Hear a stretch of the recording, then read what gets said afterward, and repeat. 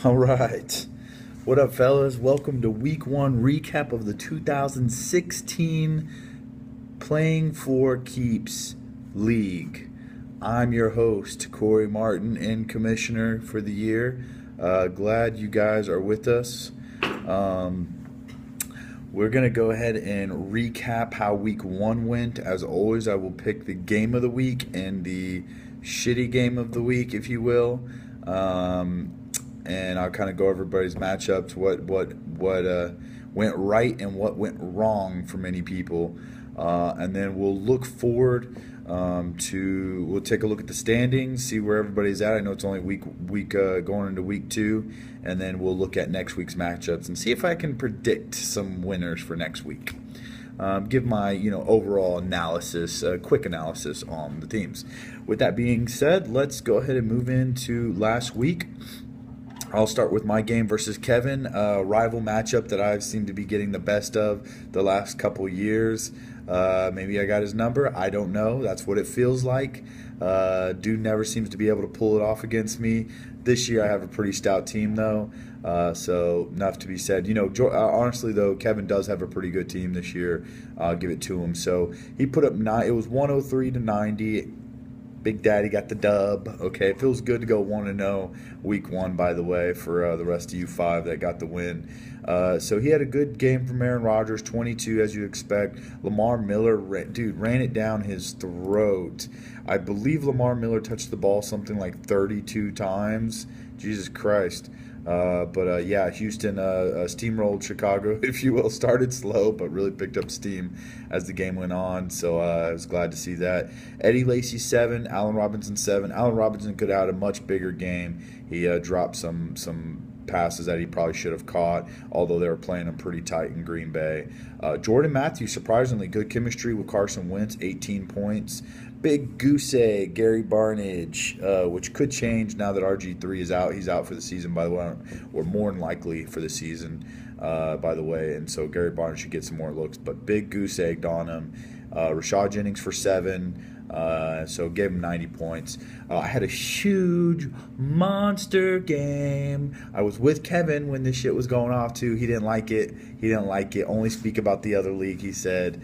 But 29 from Brandon Cooks, 2 touchdowns, 140 yards. Willie Snead had a huge game too, 170 in a touchdown for Willie Snead. So that was a shootout in Oakland. By the way, if you didn't catch it, Oakland scored a touchdown with about, I don't know, less than a minute left in the game, and instead of kicking the extra point, they opted to go for 2 for the win, and Michael Crabtree caught it for the win. Huge coaching decision, and it paid off, man. It was a big win for Oakland, but quite a shootout. Eli Manning tripped up Dallas for 3 touchdowns for 18. Ryan Matthews for 13. The rest of my guys were in the 6 or 7s. Brandon Cooks really pulled through for me this week. Got the dub. Moving on, 1-0. Kevin's 0-1, looking to get his first win next week. Moving on, we got Juicy J, Zeke the Destroy versus Dak to the Future, which is Tao. Let's see what. Oh wow, Drew Brees, that shootout I was talking about, good for 33 points from Drew Brees. I think he had 4 touchdowns, 400 yards. Ezekiel Elliott, man, they bottled him up. I think Giants wanted the game plan to bottle Ezekiel Elliott up. He did score a touchdown to save the day, 11 points. DeMarco Murray, two catching touchdowns. Why don't you just line them up in receiver and play him at receiver? What the fuck's going on here?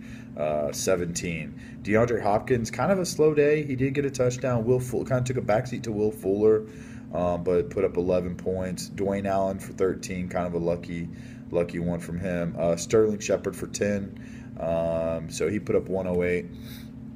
Tal started Dak Prescott over Carson Palmer. What is it coming to?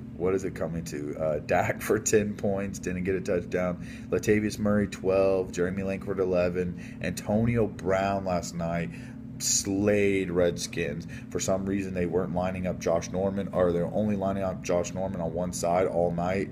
So they started moving Antonio Brown over, and Big Ben straight exploited that shit. Just wasn't even looking at anybody else. Knew that 26 was on Brown and burnt him for two big touchdowns. Ty for 7, Eric Decker for 9, Dan Bailey kicking to death, 17 points. Tommy moves on 1-0, Tao 0-1. By the way, Tommy's got a really good team on paper. I play him next week, but I really like Tommy's team this year. So congrats, Tommy, for finally drafting a good team. It only took 4 years, homie. You had some good keepers. All right, so White Tommy versus Frank. By the way, we had some really close matchups. We only had about all the games were within, or there was like 3 or 4 games all within like 3 or 4 points of each other. This was one of them, 99-96. Stevie barely skates away with the win. 15 from Bortles, 17 from Melvin Gordon, 2 early touchdowns from Gordon, first touchdown of his career in a regular season game. Mike Evans for 15, Deshaun for 11, Diggs for 11, Texans for 11, Steven Gostkowski for 14. Good for 99, good for the win. Adrian Peterson, though, man, 3 points against Tennessee.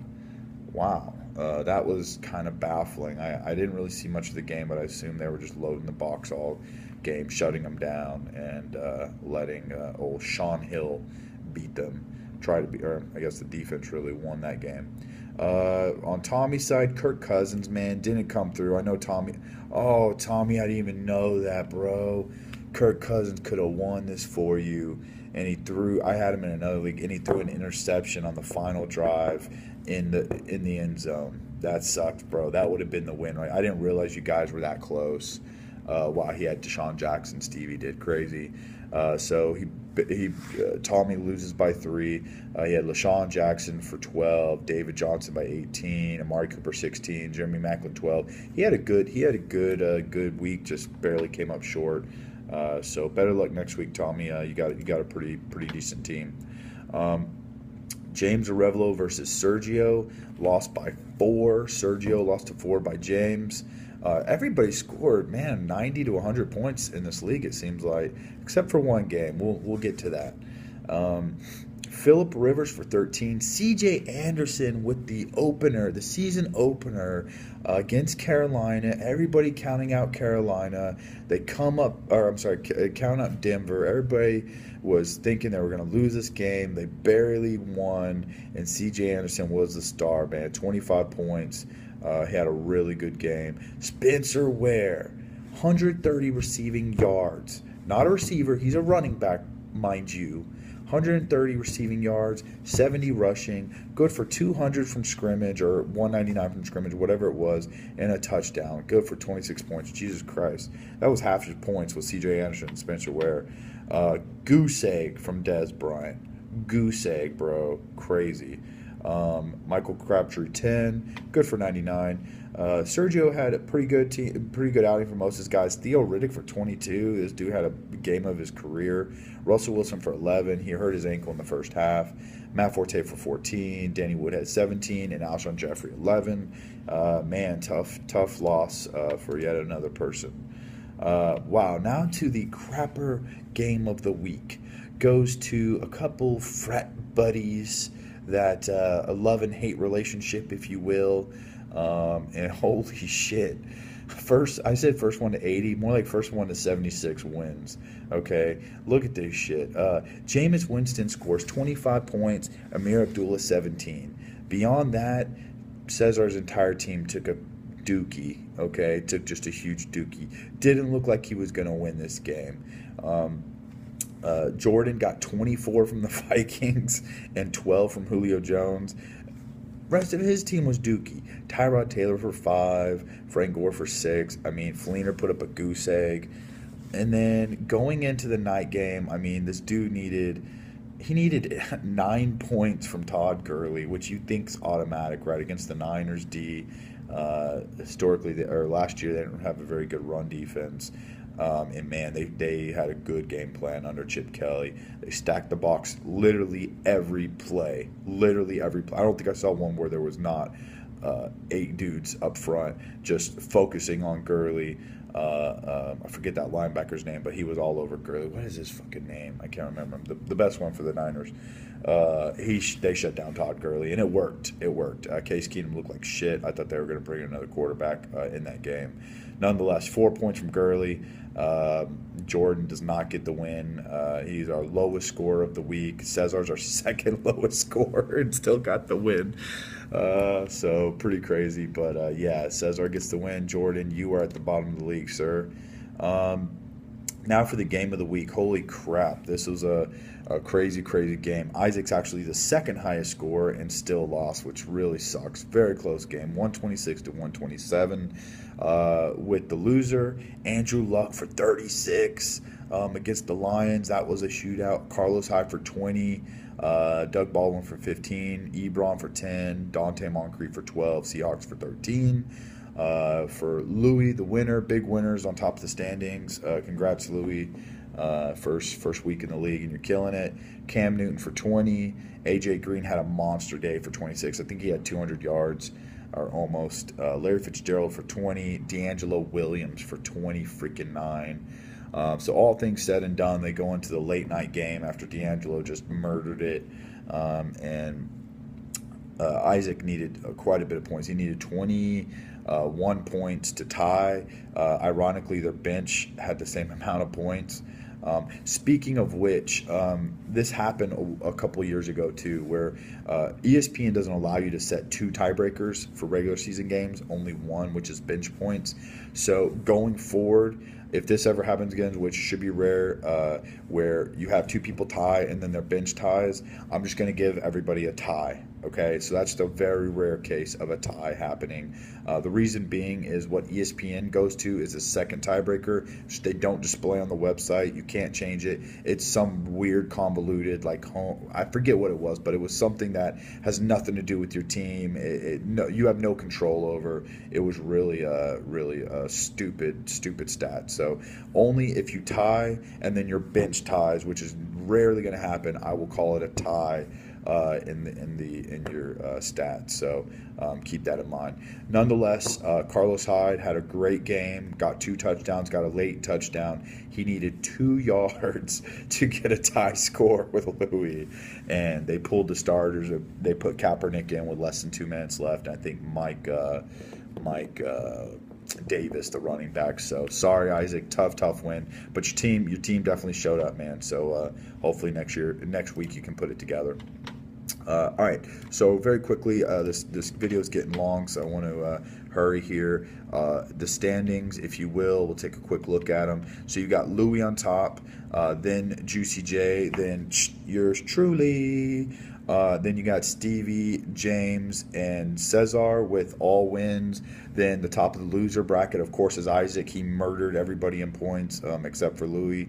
White Tommy, Sergio, Tao, Kevin and Jordan at the bottom, all the way at the bottom, with Jordan being at the very bottom. So you guys got some work to make up. Damn, Jordan, everybody scored at least 18 or more points in your team, except for Cesar, who got the win. Lucky son of a bitch. Okay, so moving forward to next week, this is I'll make it very quick. I'm just going to look at these and give a prediction. Black Tommy versus me. Tommy has a really good team. I think one of the top 3 on paper teams. But I have some really good matchups. Eli Manning and Odell Beckham in New Orleans. Remember last year's 13 touchdowns between Eli and Drew Brees. I also have Brandon Cooks, who's going to be going the other way. I'm going to give myself the nod on this one, although, again, I respect Tommy's team. He's got a good team. Next, Tal and Isaac. Take a look here. And I'm only going off what you guys have in your slots, by the way. I like Isaac's team. He does have some tough matchups, but I'm gonna give Isaac the nod over Tal on that one. Finally, Kevin and Louis. Louis got a good team. Wow. Oh, Kevin's got to face D'Angelo too. That hurts. Kevin's got a good team. Yeah, this is a tough one to call. I'm gonna give Louis the slight nod on that one. Next up, we've got Cesar versus James. Cesar, your team's not that good, bro. You got a lot of holes going on. I know Jamal Charles is down. That sucks, but I got to give it to James on that one.